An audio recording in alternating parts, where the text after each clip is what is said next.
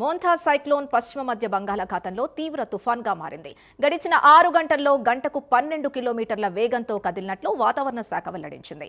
ప్రస్తుతానికి మచిలీపట్నానికి 160 కిలోమీటర్లు, కాకినాడకి 240 కిలోమీటర్లు, విశాఖపట్నానికి 320 కిలోమీటర్ల దూరంలో కేంద్రీకృతమైనట్లు తెలిపింది. ఇవాళ రాత్రి కాకినాడ, మచిలీపట్నం మధ్య తీరం దాటే అవకాశం ఉందని వెల్లడించింది. దీంతో అంబేద్కర్, కోనసీమ జిల్లాల్లో అధికారులు అప్రమత్తమయ్యారు.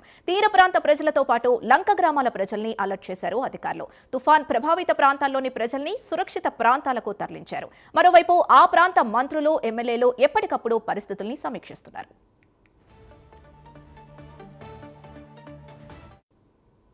మోంథా తుఫాన్ కి సంబంధించి పూర్తి డీటెయిల్స్ మా కరెస్పాండెంట్ శ్రీరామూర్తి అందిస్తారు. శ్రీరామూర్తి, చెప్పండి, ప్రస్తుతం అక్కడ వాతావరణ పరిస్థితి ఎలా ఉంది? అలాగే ఇటు ఎన్డీఆర్ఎఫ్ కానీ ఎస్డీఆర్ఎఫ్ కానీ ఎన్ని బృందాలు రంగంలోకి దిగాయి? ఎన్ని పునరావాస కేంద్రాలను ఏర్పాటు చేశారు? చందు, ఏదైతే ముంతా తుఫాను ప్రభావంతో కోనసీమ అంతా కూడా చాలా అల్లకల్లోలంగా మారిందని చెప్పొచ్చు. అంబేద్కర్ కోనసీమ జిల్లాలో ఎక్కువగా సముద్ర తీర ప్రాంతం ఉంది. ఈ సముద్ర తీర ప్రాంతం అంతా కూడా గ్రామాల్లో మత్స్యకారు గ్రామాలు ఎక్కువగా ఉన్నాయి. వీరందరినీ కూడా సురక్షిత ప్రాంతానికి తరలించిన పరిస్థితి ఉంది.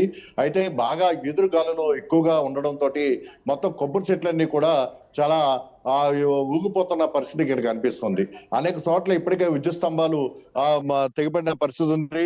అలాగే రోడ్ల మీద చెట్లు కూలిపోయిన పరిస్థితి కూడా ఉంది.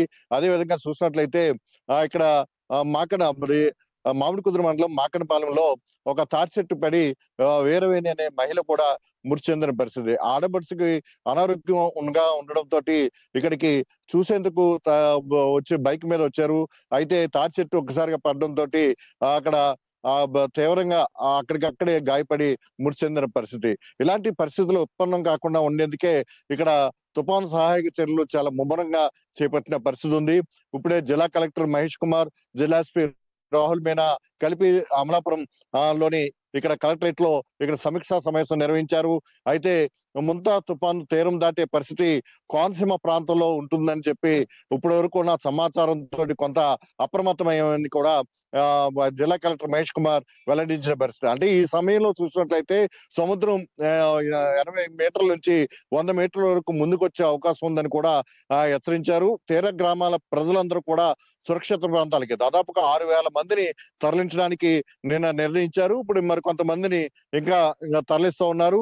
ఈ రోజు 4-5 గంటల కల్లా పూర్తి స్థాయిలో ఈ తరలింపు కార్యక్రమం పూర్తవుతుందని చెప్పేసి కూడా చెప్పిన పరిస్థితి ఉంది. ముఖ్యంగా అంతర్వేది దగ్గర సముద్రం చాలా అల్లకల్లోలంగా ఉంది. ఇక్కడ బీచ్ దగ్గరికి ఎవరిని అనుమతించిన పరిస్థితి ఉంది. అదే విధంగా ఇక్కడ ఎస్డీఆర్ఎఫ్, ఎన్డీఆర్ఎఫ్ బృందాలు కూడా మోహరించారు. ఇక్కడ మొత్తం మత్స్యకారుల కుటుంబాలందరినీ కూడా సురక్షిత ప్రాంతానికి తరలించిన పరిస్థితి ఉంది. అయితే మరోవైపు చూసినట్లయితే కాట్రేనికోణ మండలం, అల్లవరం మండలంలో చాలా ఉప్పులకొత్త మండలంలో చాలా ఉధృతంగా సముద్రం కూడా కనిపిస్తుంది. ఇక్కడ చూసినట్లయితే భారీ వర్షం నిన్న నుంచి కూడా కురుస్తుంది. దాదాపుగా చూసినట్లయితే 93.6 మిల్లీమీటర్ల వర్షం పాతం ఉప్పలగుప్త మండలంలోనే అత్యధికంగా నమోదైన పరిస్థితి ఉంది. కాట్రేనికోణ మండలంలో చూసినట్లయితే బలుతిప్ప, అటు బైరూపాలెం ఇలా మత్స్యకార గ్రామంలో పరిస్థితి చాలా ఉధృతంగా కనిపిస్తా ఉంది.